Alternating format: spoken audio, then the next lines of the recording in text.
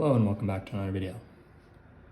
In this problem, we are asked which of the following is equivalent to the expression above, where we have 6x minus 1 over x plus 4.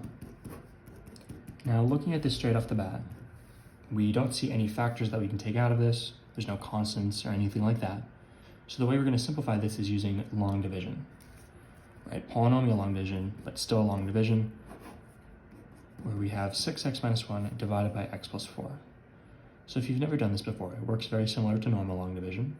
We say, okay, we have we have x here and we have 6x here. How many times does x go into 6x? Well, it goes in 6 times. So we have this, and then we multiply x plus 4 times 6. So x times 6 is 6x. 4 times 6 is 24. And now we subtract. 6x minus 6x cancels out. Then we have negative 1 minus 24 is negative 25. How many times does x go into negative 25? Well, it doesn't, so that's our remainder. So then we do negative 6 minus, and then the remainder, 25 over x plus 4, right?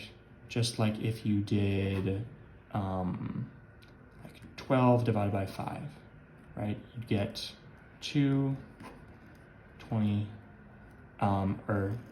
you wouldn't go towards the decimals, you just get 2 as a remainder here, and then you'd say this is 2 and 2 over 5, right? Same thing here, this is 6 and negative 25 x over 4s.